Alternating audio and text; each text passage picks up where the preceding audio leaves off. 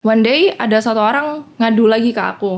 Ya udahlah aku bantuin aja. Jadi aku bantuin dia untuk nipu si penipu. Terus bilang ke si penipu, nanti kalau misal masuk bunganya, aku mau top up lebih banyak gitu. Aku mau ngajak temen-temen. Nah akhirnya dia ngelakuin itu.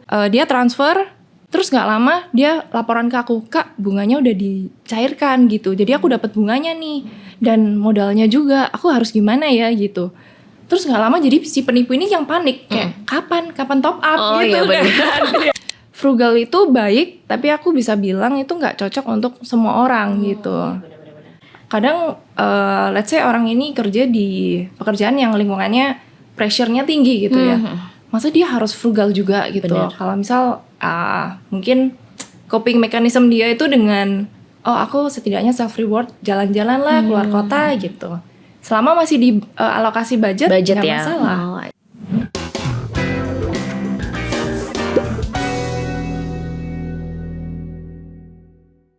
Halo kawan Visto, kembali lagi tentunya di Invest Talk bersama saya Della Fadila. Nah tentunya hari ini kita akan menjelaskan dan juga sharing-sharing tentang hal yang seru banget mengenai investasi. Dan tentunya saya tidak sendiri hari ini, saya bersama dengan Kailin di sini. Halo Kailin. Halo Della. Nah teman-teman yang ada di sini mungkin ada yang belum kenalan nih, karena kalau nggak kenal belum sayang gitu katanya ya. Nah mungkin boleh kenalan dulu Kak Kailin ke teman-teman dan kawan Visto di rumah. Oke, halo, namaku Kailin. Saat ini aku kerja sebagai full-time KOL manager dan juga financial advisor on weekend. Aku bisa bilangnya kayak gitu kali ya. Oh, I see. Berarti kesibukannya saat ini selain KOL, terus juga financial personal ya? Advisor. Advisor. Ya. Oh, wow ya. Berarti itu lumayan sibuk banget dong ya, Kailin ya? Iya, sibuk ya. Tapi bisa bagi-bagi waktunya antara kayak KOL, terus juga di weekend juga ngerjain kayak gitu. Masih bisa sih, karena kalau yang mainnya memang KOL manager gitu. Financial advisor ini aku bisa bilang lebih ke arah passion project kali ya gitu. Wow, berarti ini kamu berarti udah, kalau kita bilang sekarang KOL itu kan bukan freelance juga ya? Apa freelance sekarang jatuhnya? Full time. Oh full time ya, berarti full time. Nah, kok bisa sih tiba-tiba ke KOL gitu kan? Sebelumnya tuh mulai dari mana gitu? Tiba-tiba kok jadi ke KOL gitu? Oke, mungkin flashback dikit.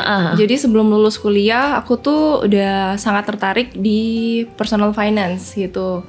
Jadi backgroundnya adalah akuntansi, tapi waktu mau nunggu kelulusan malah merasa kok aku lebih ke finance gitu.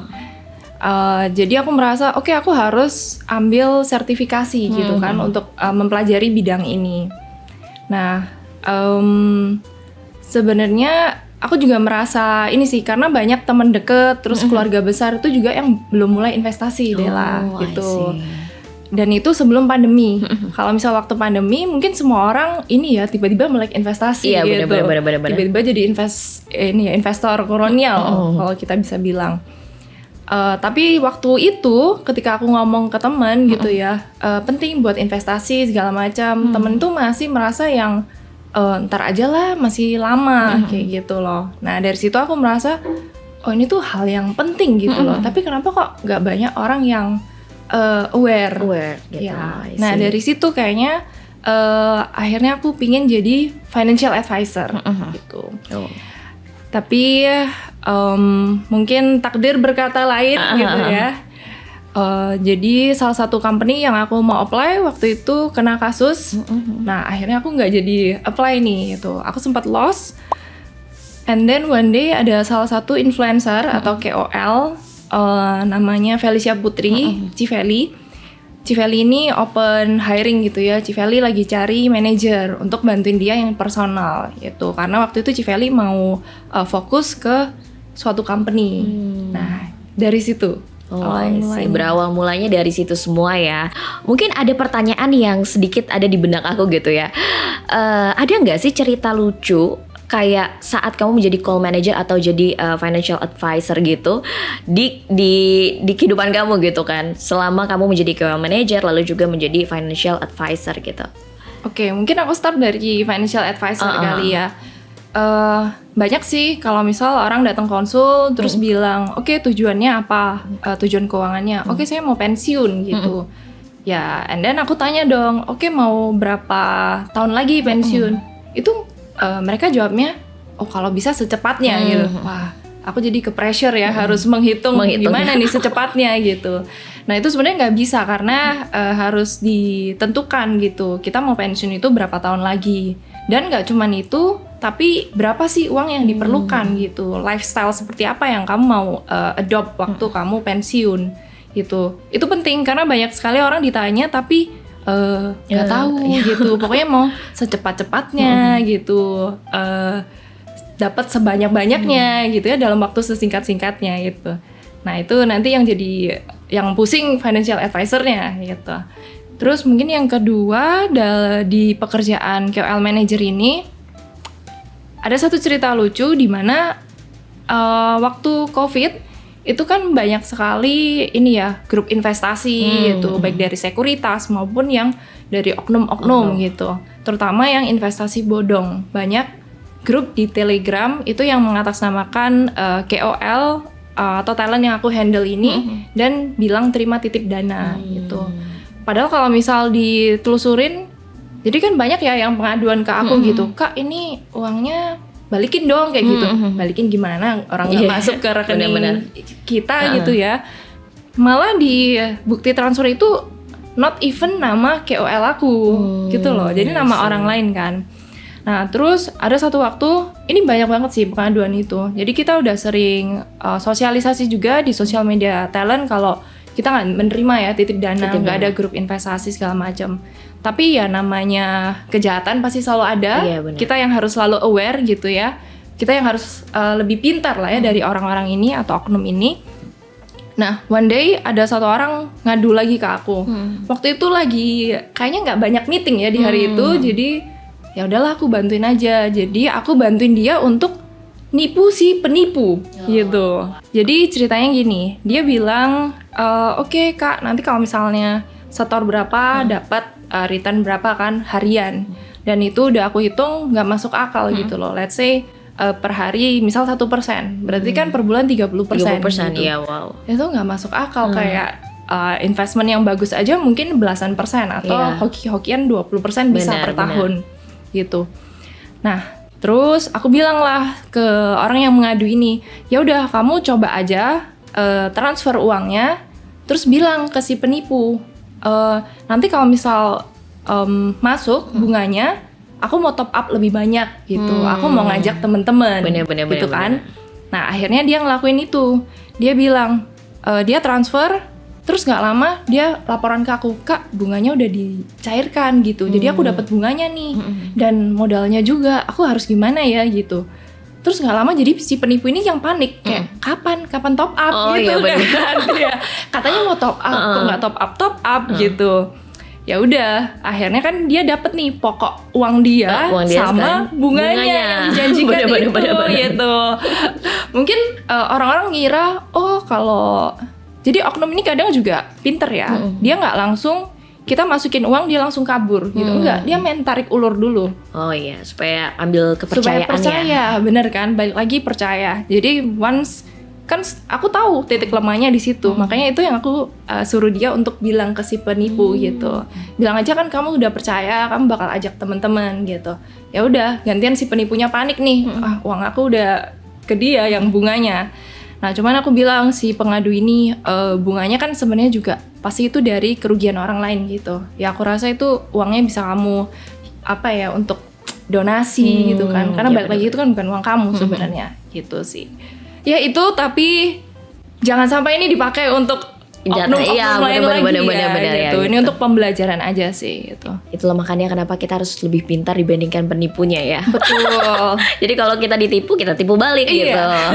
Nah kalau tadi kan udah di-mention juga gitu ya, Kailin, kalau misalnya bukan sebagai karyawan kantoran nih. Nah gimana caranya kita tuh tidak sebagai karyawan kantoran, otomatis kan kalau kantoran kan every month pasti dapat salary kan. Betul. Gitu. Nah gimana cara kamu tuh untuk ngatur keuangan yang baik tentunya biar bisa dialokasikan ke beberapa hal gitu. Oke. Mungkin dulu kan aku sempat ngantor juga nih Della. Nah, aku menerapkan untuk alokasi sih pasti gitu. Mungkin yang kita tahu di luar sana ada 50 30 20. Itu mungkin yang rule of thumb-nya ya. Tapi kalau aku pribadi, dengan kondisi waktu itu yang gaji UMR, aku tuh pemikirannya udah panjang. Kayak aku mikir aku mau pensiun semudah mungkin gitu ya. Bukan berarti aku nggak mau kerja, tapi ya nanti aku tetap kerja, cuman aku nggak kepikiran gitu. Oh, besok mau bayar cicilan gimana? Kalau misalnya ada cicilan atau misal mau jalan-jalan, mau makan itu nggak pusing gitu.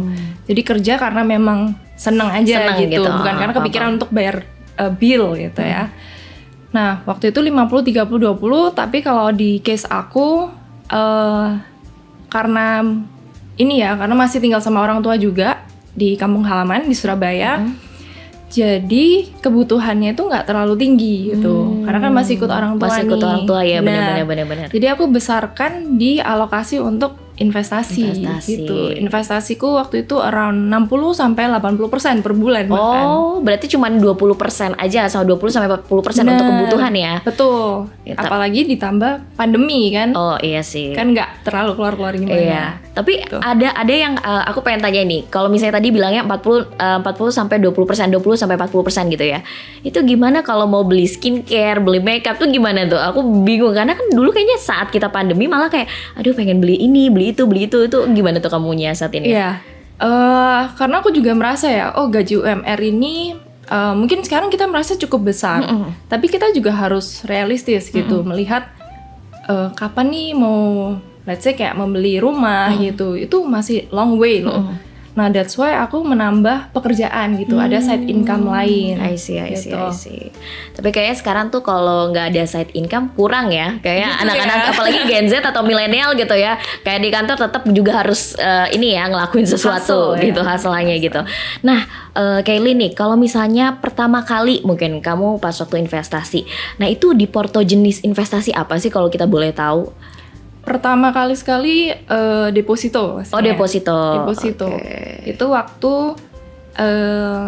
sebelum melek investasi sih itu. Cuman kayak kepikiran ini uang tabungan segini diapain ya gitu. Kayak sayang banget. Ya udah, terus deposito sambil waktu itu nunggu pembukaan rekening saham gitu. I see. Berarti pertama kali deposito ya. Kalau sekarang apa nih? Kalau sekarang paling besar tuh apa tuh portonya? Sekarang paling besar di saham. Oh, saham. Oh, I see. Tapi masih ada kah di deposito? Kepo sedikit ya. Deposito jujur udah nggak ada. Udah nggak ada, berarti semua dipindahin ya? Betul. Mungkin yang paling setelah deposito ada reksadana sih. Oh, reksadana, I see. Tapi reksadana masih ya? Masih. Oh, masih, I see. Tadi kan kita udah ngomongin nih dari yang kamu tadinya deposito, terus akhirnya sekarang tuh lebih banyak portonya tuh di saham gitu kan. Nah, perpindahan profil risk dari deposito ke saham. Nah, kira-kira transisinya tuh gimana? Mungkin teman-teman di rumah juga pengen tahu gimana cara transisinya, dan apalagi kan kita menghadapi kayak volatility market juga gitu kan. Kalau dari kamu gimana tuh? Oke, mungkin dulu aku startnya memang deposito gitu ya, Dela, and then masuk ke market itu juga nggak langsung saham yang second tier gitu, pilihnya saham yang blue chip lah yang kita tahu gitu, yang aman-aman ya. Betul, dan pilihan pertama juga ke banking gitu ya, sektor yang defensif, maksudnya kalau di long term bisa dikategorikan sebagai aman lah gitu, terutama misal yang big banks yang biru warnanya. Nah, kalau aku lumayan lucu sih, karena misal orang start dari awal gitu ya, deposito, terus mulai masuk ke reksadana, terus mungkin baru ke saham. Tapi kalau aku deposito, terus masuknya saham blue chip gitu kan. Saham blue chip, baru dari situ aku cobain yang lain-lain nih. Terus baru coba masuk kayak reksadana, pernah juga dulu di peer-to-peer lending gitu. Cuman sekarang udah nggak ada peer-to-peer.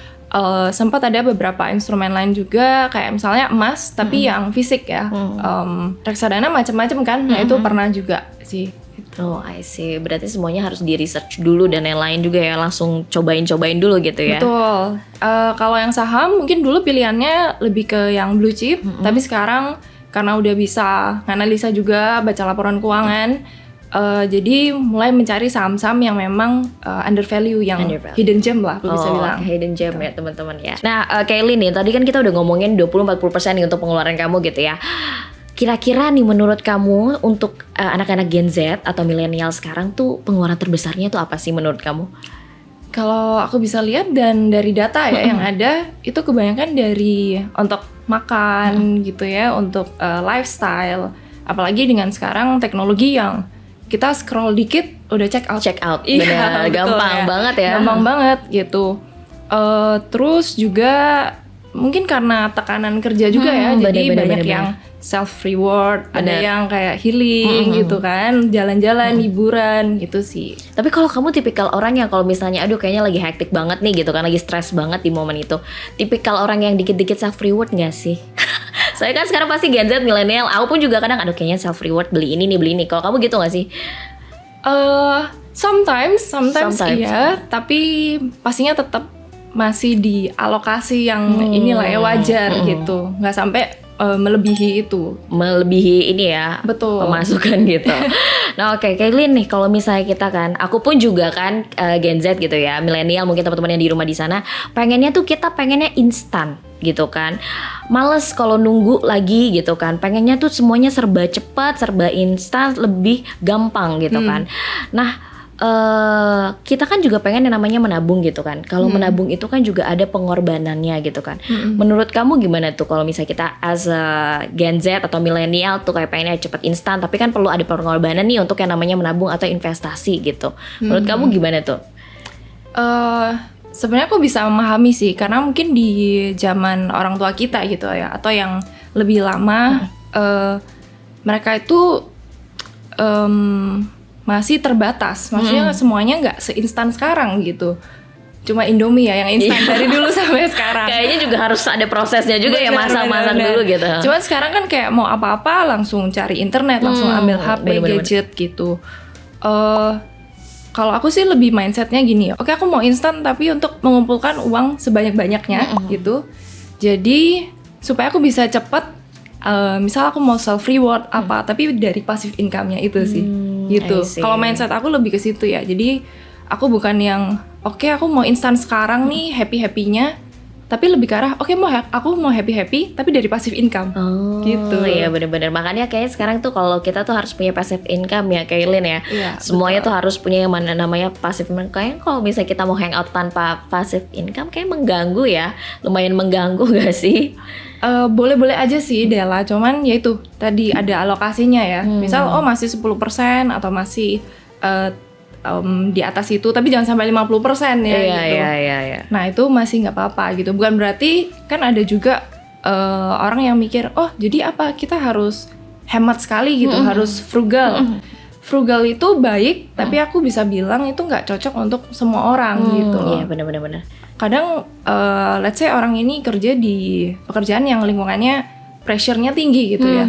Masa dia harus frugal juga gitu. Kalau misal mungkin coping mechanism dia itu dengan aku setidaknya self reward, jalan-jalan lah keluar kota gitu.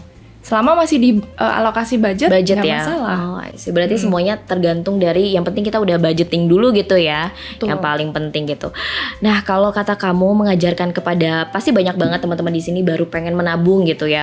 Kita bilang let's say kayak pemula gitu. Ada nggak sih tips atau kayak konsep menabung tersendiri ala kamu gitu? Kalau aku ya, kalau rule of thumb-nya yang tadi kan 50% kebutuhan, terus 30% keinginan, 20% untuk ditabung atau investasi gitu. Ya tapi karena aku pribadi mau cepet pensiun dan mengumpulkan ini ya modal sebesar-besarnya supaya bisa dapat passive income, aku besarin tuh. Jadi untuk pengeluarannya kalau nggak penting-penting banget ya aku tunda dulu kayak gitu. Terus untuk yang ditabung dan diinvestasikan itu dibesarin gitu. Karena percaya once dulu aku ngerasain ya kayak investasi yang masih kecil nih, masih ratusan ribu, terus naik ada capital gain gitu kan, selisih dari jual beli, happy. Oh kayak gini ya gitu.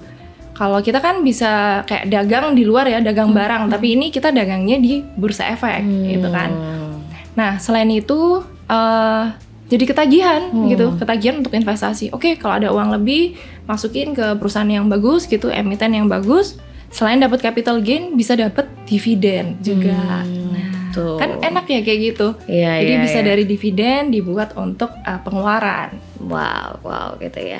Nah kalau tadi kan kita udah ngobrolin nih, Kailin ya, mengenai yang namanya tuh self reward, healing gitu ya. Nah kalau kamu sendiri, kamu tipikal orang yang kalau liburan tuh masih perlu nggak sih kayak ya subsidi orang tua lah, atau misalnya emang bener-bener 100% tuh dari dompet kamu sendiri gitu? Wah, enggak ya, karena udah kerja juga sih. Jadi aku merasa memang ya ini, apalagi kalau dari keinginan pribadi gitu, mau liburan ya harus aku sih yang spend sendiri gitu. Aku udah nggak mau ngerepotin orang tua sih. Oh I see, itu ya teman-teman ya. Berarti 100% dari dompet kita sendiri kalau udah punya penghasilan gitu ya. Nah kalau zaman sekarang tuh healing tuh kayaknya udah menjadi kebutuhan sekunder atau primer gitu, udah mulai tengah-tengah gitu ya. Nah menurut kamu gimana nih kalau misalnya kita ngomongin tentang liburan, apakah itu udah masih tetap primer ataukah udah menjadi kayak sekunder gitu? I think kalau primer masih tetap sandang pangan papan. Iya, iya. Jangan sampai mindsetnya berubah jadi healing gitu. Kecuali kalau memang pekerjaannya kayak travel creator gitu, bener. produktif kan gitu. Tapi kalau kita masih yang fokusnya sehari-hari bekerja, ya jangan sampai mindsetnya bergeser.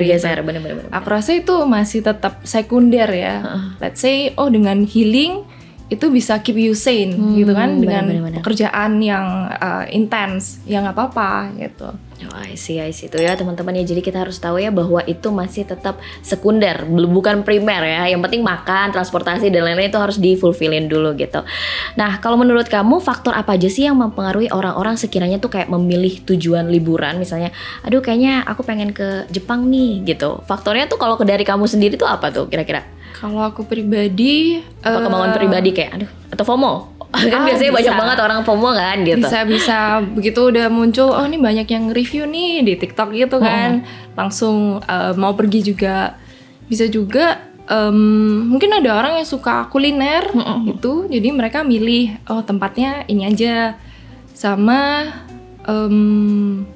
apa ya, mungkin lebih familiar ya. Aku ada contoh nih temen aku nih diajak untuk pergi, kita pergi yuk ke tempat baru, ke Brunei Darussalam gitu.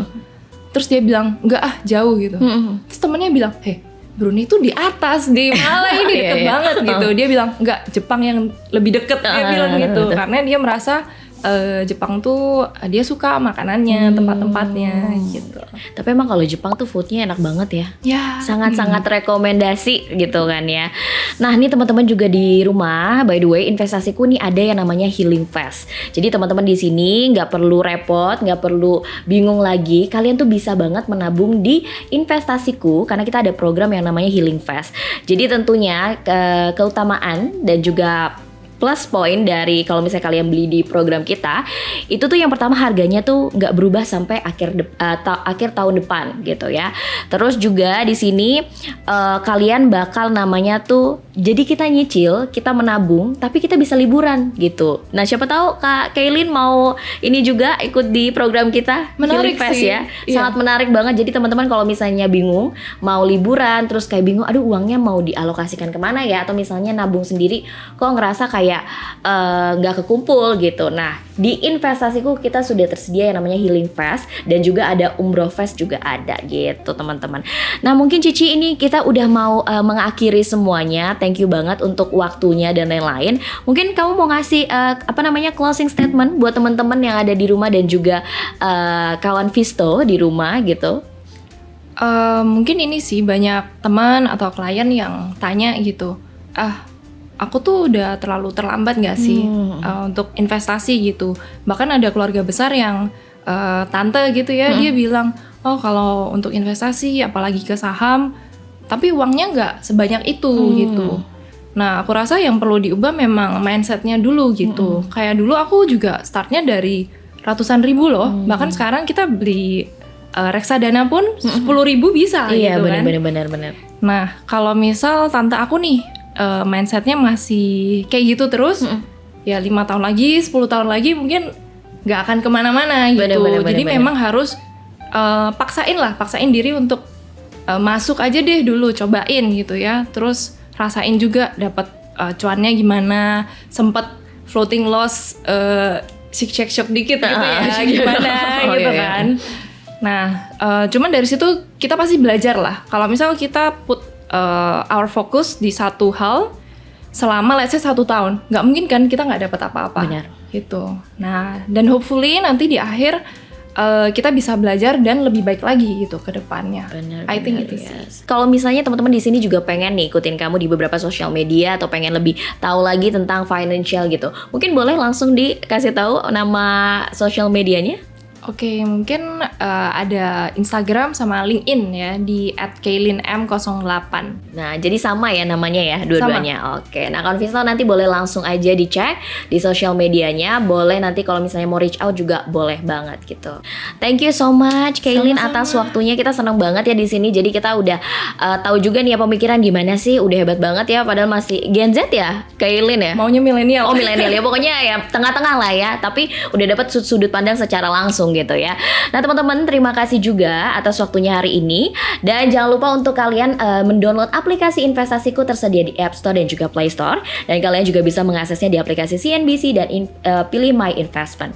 Nah kalian jangan lupa juga kalau misalnya kalian ya berinvestasi di investasiku, kalian akan mendapatkan MPC Point. Dan MPC Point ini kalian bisa tukarkan di semua produk Citicorp tentunya. Dan terima kasih juga buat kawan Visto. Jangan lupa untuk like, share, and subscribe YouTube channel kita. Dan tentunya setiap Senin sampai Jumat kita ada yang namanya Trading Ideas setiap 8.30 tentunya. Nah mungkin cukup. Sampai jumpa lagi kawan Visto. Investasiku for better tomorrow. Bye-bye. Bye.